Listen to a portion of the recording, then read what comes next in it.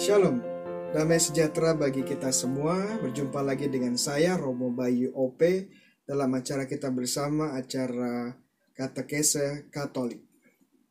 Beberapa hari setelah Maria diangkat ke surga, gereja memperingati Maria sebagai seorang ratu, atau Maria yang dimahkotai di surga. Tentunya kita sebagai orang Katolik tidak asing lagi dengan peristiwa yang satu ini, dengan gelar yang satu ini. Dan kita yang rajin berdoa rosari, kita tentunya tahu peristiwa terakhir dari misteri mulia adalah Maria yang dimahkotai di surga. Pertanyaannya adalah apakah kita perlu menghormati Bunda Maria sebagai Ratu Surgawi, yang bahkan melebihi para kudus dan para malaikat. Dan bukankah di kitab Yeremia bab 7:18 Tuhan melarang penyembahan terhadap Ratu Surga?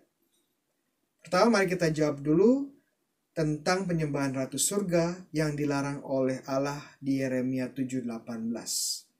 Ayat ini berbunyi, anak-anak memungut kayu bakar, bapak-bapak menyalakan api, dan perempuan-perempuan meremas adonan untuk membuat panganan persembahan bagi Ratu Surga. Dan orang mempersembahkan kurban curahan kepada Allah lain dengan maksud menyakiti hatiku. Mari kita jawab. Pertama, Ratu Surga yang disebut di sini merujuk pada dewi sembahan Mesopotamia, Astarte. Jadi kata Ratu Surga di Yeremia tidak ada hubungannya sama sekali dengan Bunda Maria. Astarte adalah berhala yang mungkin adalah jelmaan dari roh jahat. Sedangkan Bunda Maria adalah seorang manusia yang terpilih menjadi Bunda Yesus. Kedua, apa yang dilakukan bangsa Israel adalah memberikan kurban sembahan kepada Astarte. Ini jelas tidak boleh karena hanya Allah yang benar yang boleh menerima kurban sembahan. Sedangkan gereja dengan jelas mengajarkan bahwa kita hanya menyembah Allah Tritunggal dengan memberikan persembahan kurban paling sempurna di dalam Ekaristi. Dan juga mengajarkan bahwa apa yang kita berikan kepada para kudus termasuk Bunda Maria adalah penghormatan.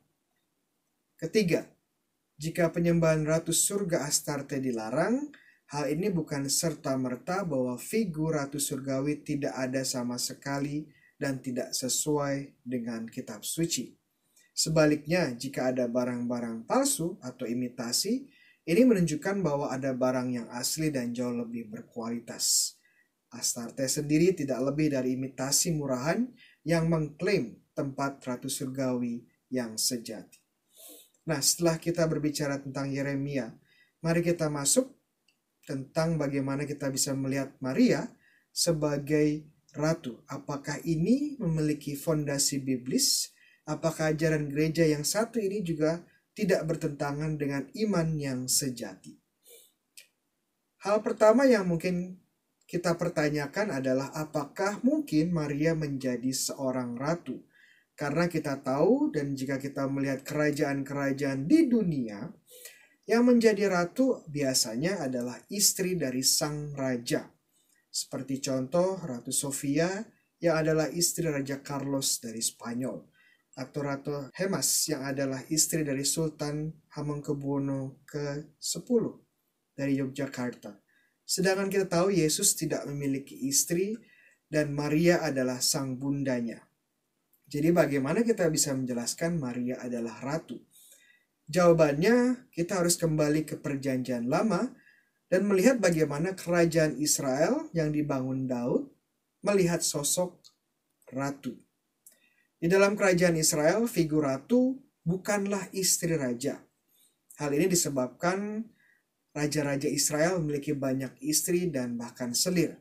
Sehingga yang mengisi posisi ratu dalam kerajaan Israel bukanlah sang istri, tetapi ibunda dari sang raja. Posisi ratu kerajaan Israel ini yang dalam bahasa Ibrani sering disebut sebagai Gebira atau sang wanita agung.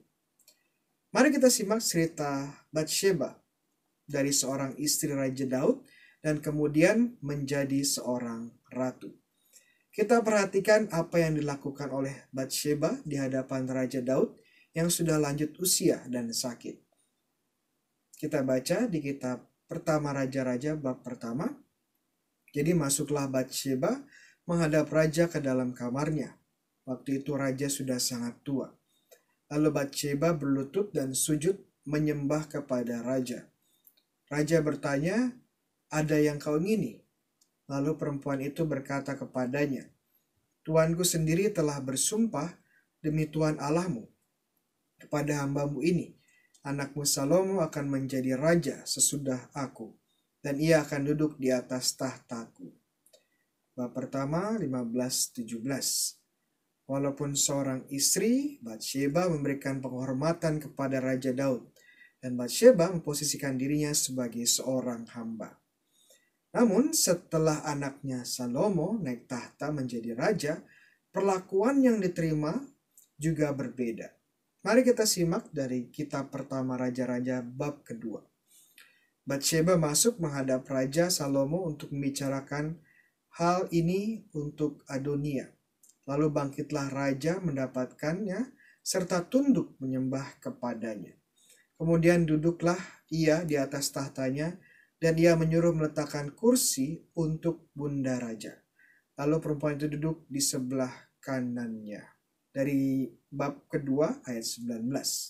Konteks dari ayat tersebut adalah Batsheba membawa permohonan dari Adonia, salah satu putra Daud, yang memohon kepada Raja Salomo untuk menikah dengan Abishag gadis Sunem, salah satu wanita Daud.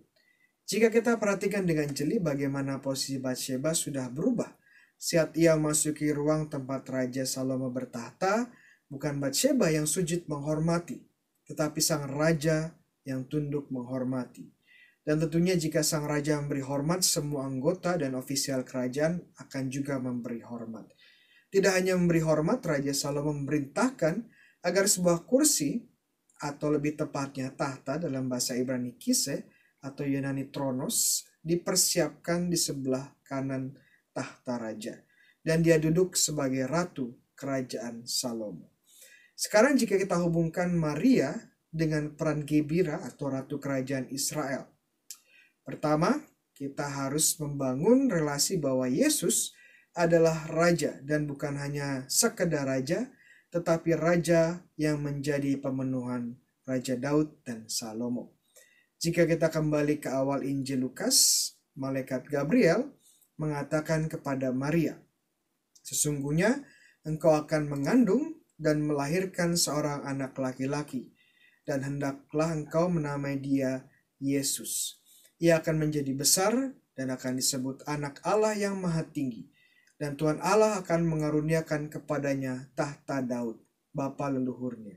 Dan ia akan menjadi raja atas kaum keturunan Yakub sampai selama-lamanya, dan kerajaannya tidak akan berkesudahan." Lukas 1, 31-33. Di sini malaikat Gabriel menegaskan siapa identitas Yesus ini. Dia adalah raja yang menduduki tahta Daud untuk selama-lamanya. Nah, jika Yesus adalah raja, siapakah ratunya? Tidak lain dan tidak bukan adalah Maria, sang ibunda Raja Yesus. Maria sebagai ratu surga juga muncul di kitab Wahyu bab 12. Maka tampaklah suatu tanda besar di langit, seorang perempuan berselumukan matahari dengan bulan di bawah kakinya, dan sebuah mahkota dari 12 bintang di atas kepalanya. Ia sedang mengandung.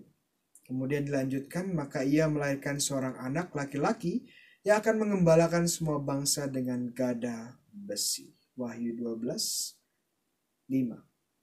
Wanita ini bermahkotakan 12 bintang. Dan siapa dia? Tentunya tidak lain dari Bunda Maria sendiri. Kenapa? Karena wanita ini adalah yang melahirkan dia. Seorang raja akan mengembalakan semua bangsa yang tidak lain adalah Yesus sendiri. Jadi dari sini kita sudah mengerti bahwa Maria menampakkan diri dan menunjukkan bahwa dia sungguh telah menjadi Ratu Surgawi. Demikian katekese Katolik kita kali ini. Dan bagi teman-teman yang memiliki komentar maupun pertanyaan dan juga Jika ada teman-teman yang punya ide untuk katekese selanjutnya, silahkan tulis di kolom komentar di bawah. Dan juga jangan lupa untuk follow akun IG kita dan juga subscribe YouTube ini untuk mendapatkan katekese Katolik berikutnya. Tuhan sertamu. Kita semua diberkati oleh Allah yang Maha Kuasa, Bapa, Putra, dan Roh Kudus. Amin.